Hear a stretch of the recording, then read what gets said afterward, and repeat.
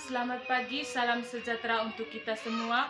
Perkenalkan, saya Agusnya Juita, mahasiswa Unika Santo Paulus Ruteng, Fakultas Ilmu Kesehatan, Prodi Sarjana Keperawatan. Baik, saya akan menjelaskan pidato singkat yang berkaitan dengan stunting. Stunting adalah kondisi di mana anak memiliki tinggi badan yang tidak sesuai dengan usianya. Stunting merupakan masalah yang disebabkan oleh kurangnya asupan gizi dalam waktu yang cukup lama sehingga mengakibatkan gangguan pertumbuhan pada anak, yakni tinggi badan anak lebih rendah atau pendek dari standar usianya. Tidak jarang masyarakat menganggap kondisi tubuh pendek merupakan faktor genetika dan tidak ada kaitannya dengan kaitan kesehatan. Faktor genetika memiliki pengaruh kecil terhadap kondisi kesehatan seseorang dibandingkan dengan faktor lingkungan dan pelayanan kesehatan. Biasanya stunting mulai terjadi saat anak masih berada dalam kandungan dan terlihat mereka masih usia 2 tahun. Yang berikut ciri-ciri dari stunting. Agar dapat mengetahui kejadian stunting pada anak, maka perlu diketahui ciri-ciri anak yang mengalami stunting, sehingga jika anak mengalami stunting dapat ditangani segera mungkin. Ciri-ciri anak stunting yang pertama, tanda pubertas terlambat. Yang kedua, usia 8-10 anak menjadi lebih pendiam, tidak banyak melakukan kontak mata. Yang ketiga, pertumbuhan terhambat. Yang keempat, wajah tampak lebih muda dari usianya. Yang kelima, pertumbuhan gigi terlambat. Yang keenam, berat badan lebih ringan untuk anak seusianya. Yang ketujuh, memiliki kemampuan fokus dan memori yang buruk. Yang berikut, dampak buruk yang dapat ditimbulkan oleh stunting. Yang pertama, jangka pendek. Jangka pendek adalah terganggunya perkembangan otak, kecerdasan, gangguan pertumbuhan fisik, dan gangguan metabolisme dalam tubuh. Yang kedua, dalam jangka panjang, akibat buruk yang dapat ditimbulkan adalah menurunnya kemampuan kognitif dan prestasi belajar, menurunnya kekebalan tubuh sehingga mudah sakit, dan risiko tinggi untuk munculnya penyakit diabetes, kegemukan, penyakit jantung dan pembuluh darah, kanker, stroke, distabilitas pada usia tua. Pertumbuhan stunting pada usia dini dapat terlanjur dan beresiko untuk tumbuh pendek pada usia remaja. Anak yang tumbuh pendek pada usia dini 0-2 tahun dan tetap pendek pada usia 4-6 tahun memiliki resiko 27 kali untuk tetap pendek sebelum memasuki usia pubertas. Pihak Kementerian Kesehatan menegaskan bahwa stunting merupakan ancaman utama terhadap kualitas masyarakat Indonesia. Bukan hanya mengganggu pertumbuhan fisik, anak-anak juga mengalami gangguan perkembangan otak yang akan mempengaruhi prestasi mereka.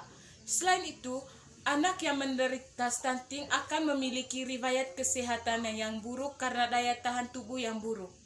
Stunting juga bisa menurun ke generasi berikutnya bila tidak ditangani dengan serius. Beberapa penyebabnya antara lain, yang pertama, kurang gizi dalam waktu yang lama. Tanpa disadari, penyebab stunting pada dasarnya sudah terjadi sejak anak berada di dalam kandungan.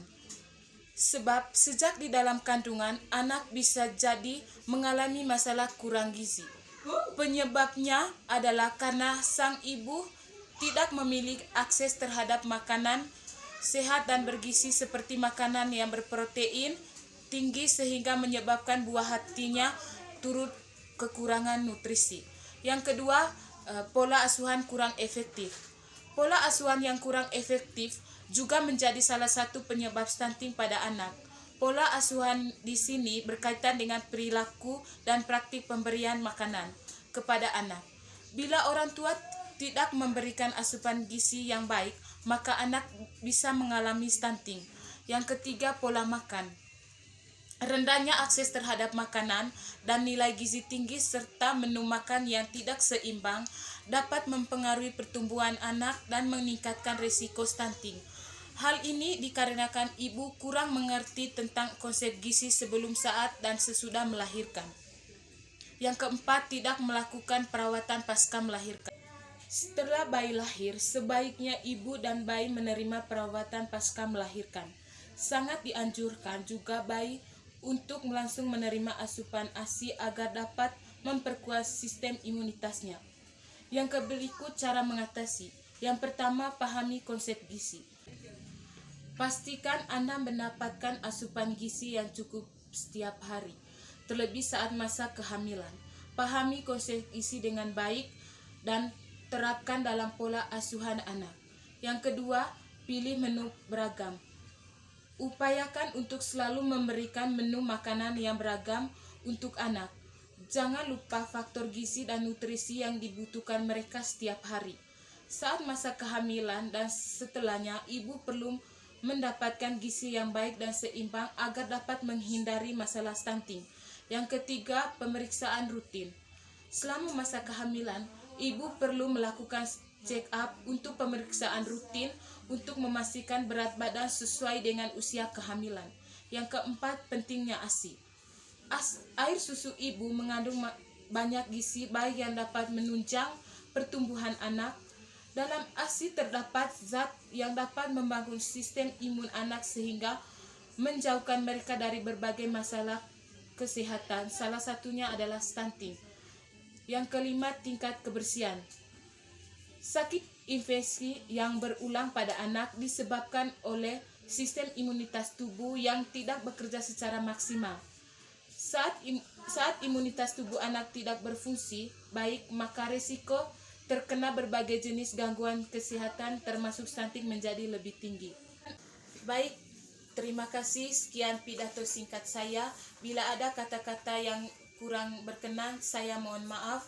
Semoga pidatonya bisa bermanfaat bagi kita semua. Terima kasih.